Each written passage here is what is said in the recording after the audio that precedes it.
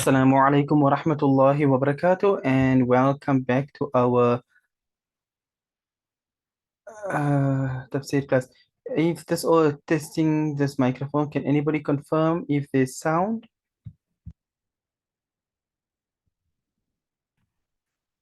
Test one, two. Okay, it seems to be working. So just that the sound is showing so incredibly soft. Let me just see if I can bump it up a little bit.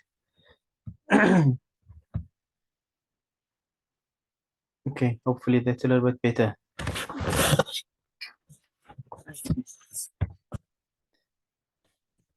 All right, let's begin. Bismillah walhamdulillah wassalatu wassalamu ala rasulillah wa ala alihi wa sahbihi wa man wala. So as you know, we are doing the kitab known as Al-Jami'u li Ahkam al-Quran, which is better known as Tafseer Al-Qurtubi of Imam Al-Qurtubi rahimahullah. And we are doing the tafsir of Surah Al-Inshiqaq, and we had entered it a while back. However, we had 2 weeks off, so there was no classes done for that duration. So we are continuing on tonight, inshallah, from where we had left off. So without extra delays, let us begin.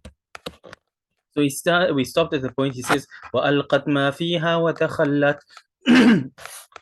And this ayah is where we had ended. So وَأَلْقَتْ مَا فِيهَا وَتَخَلَّتْ. To recap, وَأَلْقَتْ مَا فِيهَا, and the earth will cast out what is within it, وَتَخَلَّتْ, and it will relinquish it, it will be free of it, it will empty it. Different meanings, as you'll see from the tafsir. So he says, أي أخرجت أمواتها وتخلت منهم. First tafsir, meaning that أخرجت أمواتها. ألقت is translated as أخرجت. So the earth will put out all of its dead, meaning all the people who had died, everyone will be taken out. Like you were put under the earth, you will come out on top of the earth. وَتَخَلَّتْ مِنْهُمْ, and the earth will now be free of having any humans underneath the earth.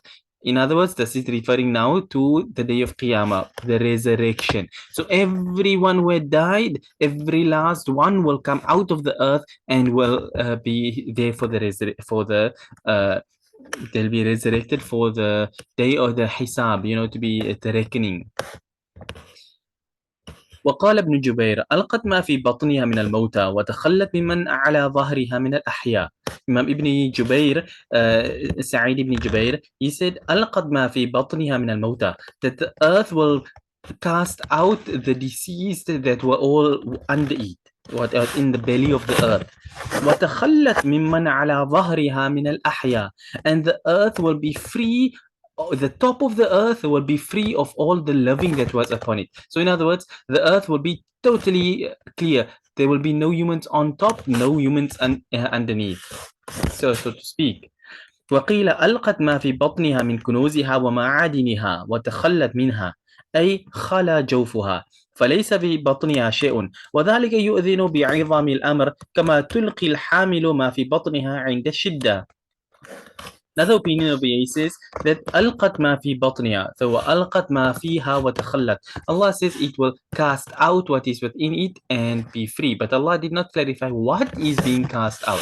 Hence why you find these various tafasir. So another opinion over here says that before the day of Qiyamah, the earth will cast out all the treasures and the like the gems, the mines, all of these sort of things.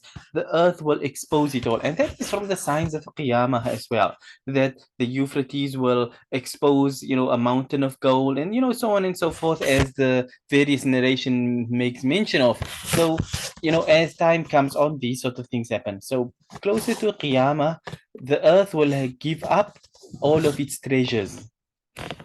وَتَخَلَّتْ مِنْهَا, and it will be, the earth underneath will have no more, today people know they can go and they can dig for diamonds, they can dig for coal, they can dig for gold, they can dig for silver and everything of the sort. But the time will come when there won't be any of those sort of things. That's another opinion over here. So he says, خَلَى جَوْفُهَا, the belly of the earth will be empty. فَلَيْسَ فِي بَطْنِهَا شَيْءٌ, so there will be nothing in the belly of the earth no more. You won't be able to go and find a diamond or find a piece of gold or find things of the sort. It won't be there. وَذَلِكَ يُؤْذِنُ بِعِظَمِ الْأَمْرِ.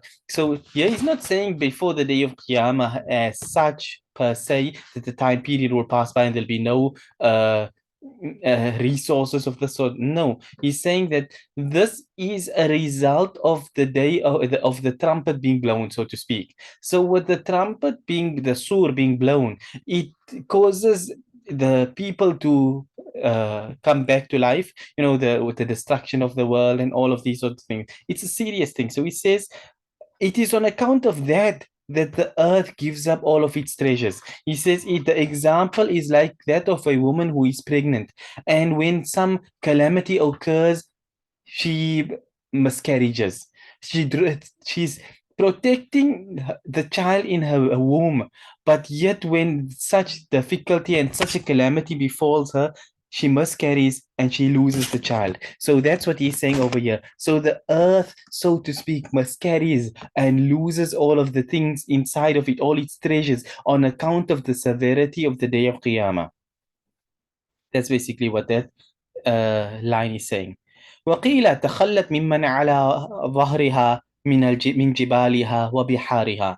Another opinion, it says that the earth will be free of all the mountains and the rivers and the seas, the oceans, everything that is upon it. And we did this as well in the previous tafsir in this kitab, Tafseer Al-Qurtubi, when the mountains will be moved from their places and the seas will turn to fire, all of these sort of things. And the everything will join up and things. So yeah, he's taking the same thing, that the earth will be free of all these massive mountains and things that you see, all these oceans that as they say, most of the earth is covered with sea, but yet when it comes time, all of this will disappear.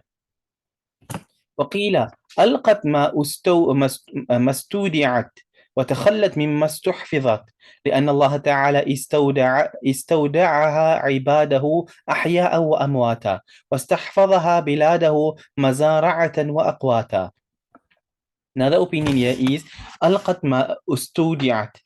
The earth will cast out that which it was entrusted with.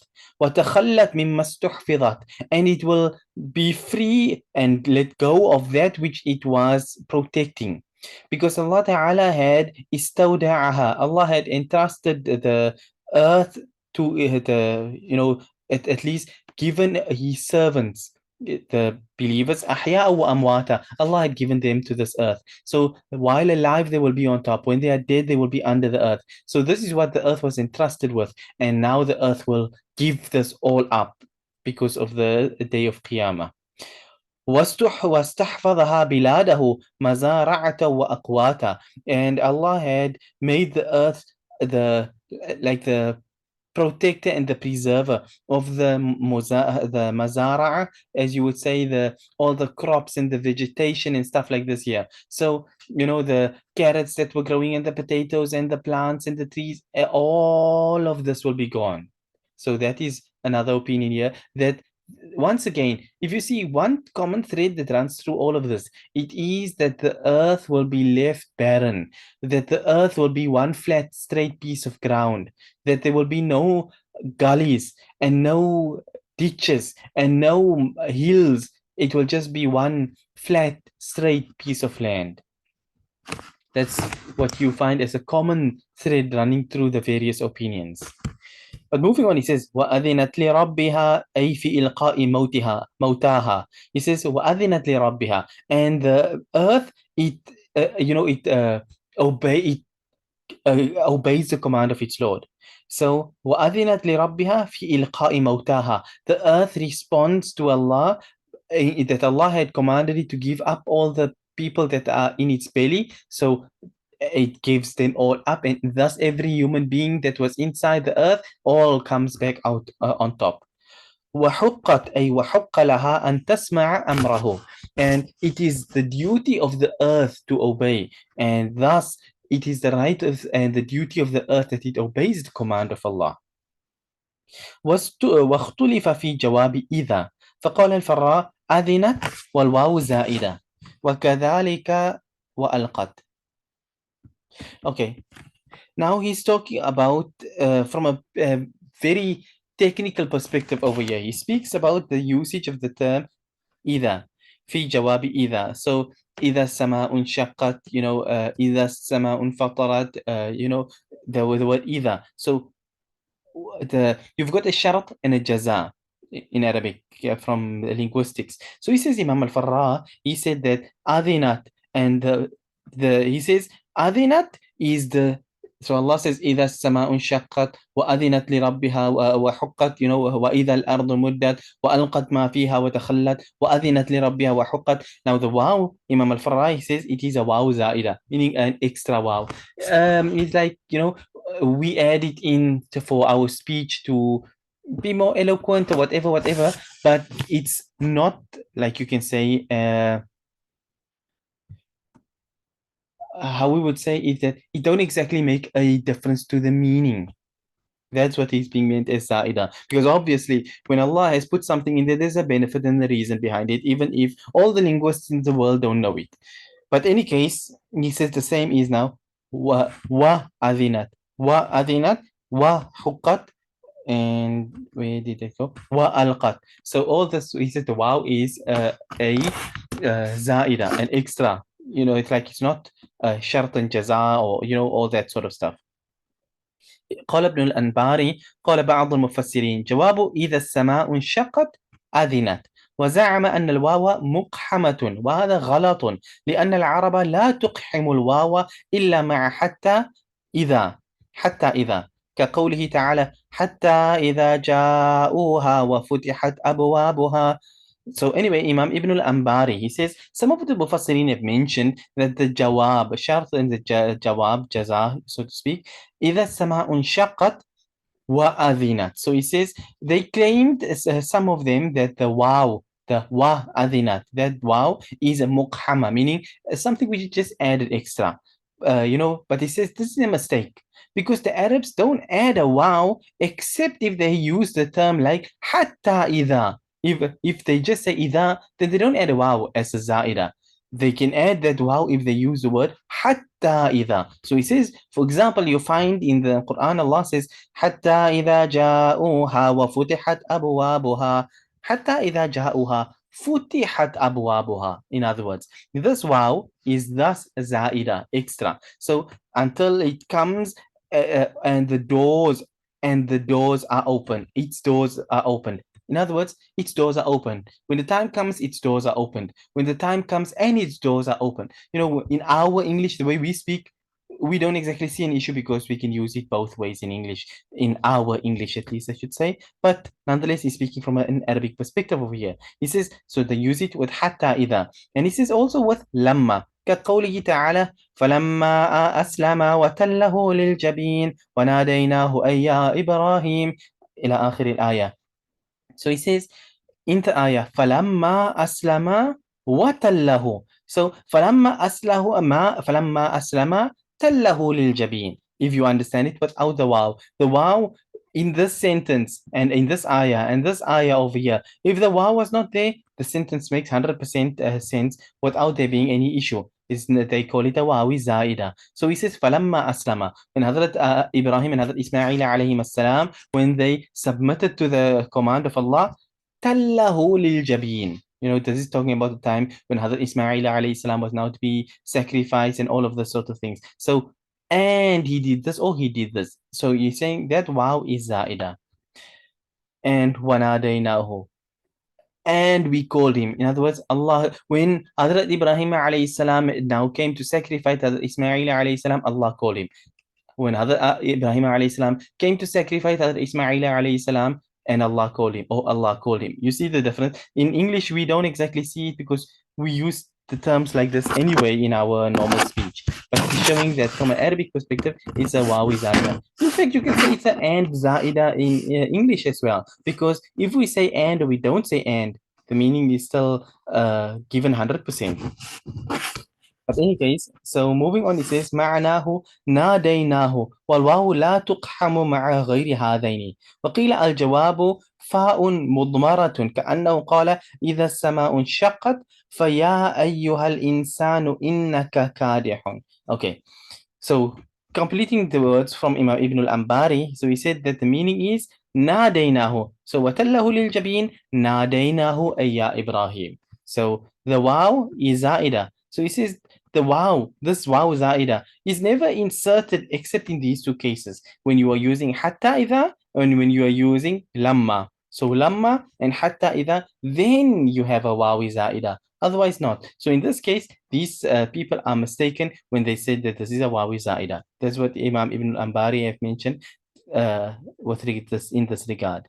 Another opinion, he says that the jawab is a hidden fa. So it's as if Allah has said, إِذَا السَّمَاءُ انشَقَّتْ فَيَا أَيُّهَا الْإِنسَانُ إِنَّكَ كَادِحٌ. So إِذَا السَّمَاءُ انشَقَّتْ وَأَذِنَتْ لِرَبِّهَا وَحُقَّتْ وَإِذَا الْأَرْضُ مُدَّتْ وَأَلْقَتْ مَا فِيهَا وَتَخَلَّتْ وَأَذِنَتْ لِرَبِّهَا وَحُقَّتْ يَا أَيُّهَا الْإِنسَانُ إِنَّكَ كَادِحٌ إِلَى رَبِّكَ كَدْحًا فَمُلَاقِيهِ. That's how the ayah goes. Ya ayyuhal insan. So all of these things, these ayat culminates in the point where Allah now is speaking about all of these things happening, and then Allah says, Ya ayyuhal insan, innaka kadihun ila rabbika kadhan famulaqi. So he says it's culminating in this. So he says that in reality, it's as if Allah is saying, Faya ayyuhal insan. So, oh mankind, innaka kadihun ila rabbika kadhan famulaqi. So that's another opinion. وقيل جوابها ما دل عليه فملاقيه أي إذا السماء انشقت لاقى الإنسان كدحه. So okay, so moving on, he says another opinion over here is the jawab, the shart and jawab, jaza, as we were speaking about now, is in famulaqihi, that you will meet Allah. So إذا السماء انشقت, when the sky splits, mankind will it will لاقى الإنسان كدحه. So that you are laboring, you are laboring towards Allah. So anyway, then people will meet they'll exert themselves, in other words. وقيل فيه تقديم وتأخير أي يا أيها الإنسان إنك كادح إلى ربك كدحا فملاقيه إذا السماء انشقت قاله المبرد. So another opinion, he says it is تقديم and تأخير. In other words, you find it sometimes in literature as well, that they'll give you the middle of a sentence, then they'll bring the first part of the sentence. So he says here that what it's actually saying is that you can understand it in this manner, that Allah is saying, Ya ayyuhal insan, O mankind, innaka kadihun ila rabbika kadhan famulaqihi, that you are laboring towards your Lord with great exertion, and famulaqihi, and you will meet it. So when that happens, إذا السماء انشقت, when the sky splits. So this is mentioned by Imam al-Mubarrid. وعنه أيضا الجواب فأما من أوتي كتابه بيمينه وهو قول الكسائي أي إذا السماء انشقت فمن أوتي كتابه بيمينه فحكمه كذا. قال أبو جعفر النحاس وهذا أصح ما قيل فيه وأحسنه. So he says another opinion over here is فأما من أوتي كتابه بيمينه. Carrying on in the surah. So as for the one who is given his book in his right hand, being given your book in your right hand is a way of saying you are successful. We are at the end of the year. A lot of people are youngsters. Those who are elderly have got children. Whether you're going to a madrasa or a school, everybody's looking at exams and report cards and stuff of the sort. And now, in this world, you don't exactly get given it in your right or left hand. You just get given it and you have an A or you have an F. So if you get it with A plus, then that is Biyamini. That's in your right hand. But if they're going to give it to you with an F, you may as well give it in your left hand. So he says it culminates in that point. So and this is the view of Imam al-Kisai. So he says, how do you put this into words? He says, when the sky splits, then on that day, the one who is given his book in his right hand, فَحُكْمُهُ كَذَا. Then all of this, is that all the goodness and everything, because he's got it given in his right hand. Abu Ja'far al-Nahas, he says, this is the most correct and the best thing which has been said in this regard. وقيل هو بمعنى أذكر إذا السماء انشقت. Another opinion here is that it is an address to Rasulullah sallallahu alayhi wasallam, to tell the people, and remember the fact when the sky will split and all of this will happen, and you will answer to Allah, so to speak, if you were to put it in our words. وقيل الجواب محذوف لعلم المخاطبين به، أي إذا كانت هذه الأشياء علم المكذبون بالبعث ضلالتهم وخسرانهم. So another opinion over here is that it is الجواب محذوف. The what the one that is being spoken to is known. We know who the ayah is addressed to. So therefore the jawab, the answer to it is kept, is not, like if there's somebody who is being spoken about in the conversation, we don't need to mention his name 110 times because we know who we're referring to. So he says here, when these things, when the sky is splitting and the earth is giving up everything inside it and everything of this sort here, then the rejectors will, those who reject the resurrection, they will know their misguidance and their loss. So you were the one all the time in this world, you were saying there is no resurrection, you're not going to answer, you're not going to come back to life and things. So Allah tells you that when the sky will split, meaning the world will come to an end, and the earth will give up what it has been entrusted with. When the earth gives it up, it means you are coming back to life. So Allah don't have to mention, then this will happen when the earth does that. So it is, Allah doesn't have to say, then now you're going to see. It's understood. You didn't believe it? Now it's happening. Now everything you thought was not going to happen and what you feared would happen had it to happen, now it's going to happen, so to speak. وقيل تقدم منهم سؤال عن وقت القيامة فقيل لهم إذا ظهرت أشراطها كانت القيامة فرأيتم عاقبة تكذيبهم بها والقرآن كالآية الواحدة في دلالة البعض على البعض.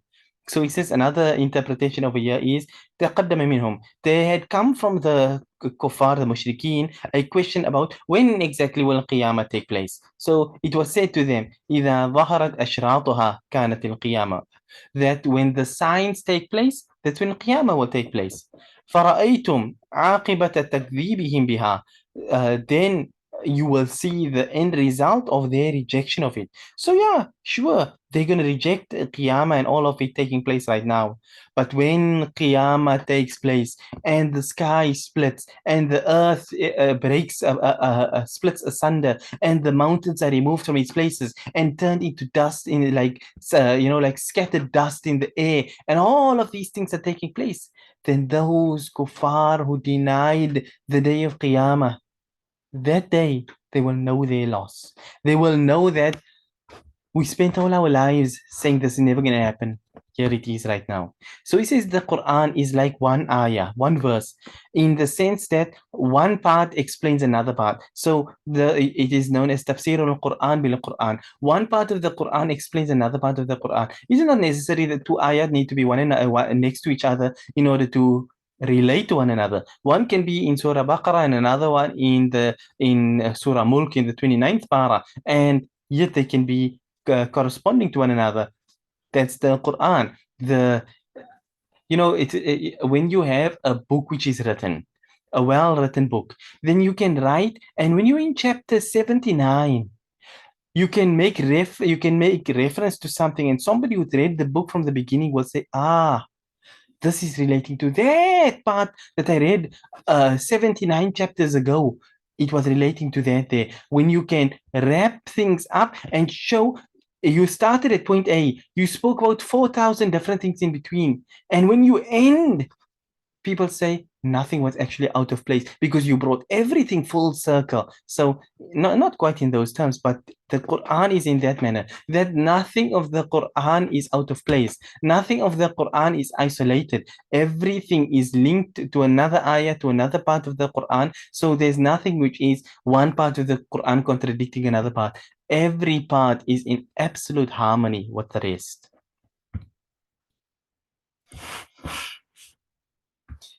Okay, our time has come to an end. Let me read one last paragraph here, and then we'll end on this point here for tonight, inshallah ta'ala. He says, وَعَنِ الْحَسَنِ إِنَّ قَوْلَهُ إذا السماء انشقت قسم والجمهور على خلاف قوله من أنه خبر وليس بقسم. Imam al-Hasan, he says إذا السماء انشقت, he says according to Imam al-Hassan, he says that Allah is taking an oath. إذا السماء انشقت وأذنت لربها وحقت وإذا الأرض مدت وألقت ما فيها وتخلت وأذنت لربها وحقت. He said that this was Allah taking oaths, like we did there in the previous surahs of the Amma Para, where uh, Allah made mention of and this and this, and Allah takes an oath by this and takes an oath by this and take an oath by this. وَالنَّازِعَاتِ غَرْقًا وَالنَّاشِطَاتِ نَشْطًا وَالسَّابِحَاتِ سَبْحًا, and so on and so forth. It's Allah taking an oath and an oath and an oath. So he says that according to Imam al-Hassan, he says that this year is also Allah taking oaths. In other words, it's an oath from Allah to those mushrikeen. In other words, saying the resurrection is going to take place, and then you will come to know the reality of it. But the Jumhur, the majority of the ulama, are not in agreement with this. They say it is a statement that Allah is making and not a promise that Allah is making, because it's a promise, and this is what I'm promising you. I'm promising you eternal damnation, as people say in an English context. So there's no promise and things like this here. It is Allah speaking about the end of the world happens in this manner, and this is what follows it. So he says it is a news that Allah is giving and not a promise that Allah is making. So this is what the viewpoint of the majority is, unlike the view of Imam Al-Hassan. And that being said, we end on this point here for tonight, inshallah ta'ala. Tomorrow night, bi'idhnillah, we will continue on from what Riyadh al-Salihin. But that being said, for tonight, inshallah, we end and we say, وصلى الله وسلم وبارك على نبينا محمد سبحان الله وبحمده سبحانك اللهم وبحمدك نشهد أن لا إله إلا أنت نستغفرك ونتوب إليك والسلام عليكم ورحمة الله وبركاته.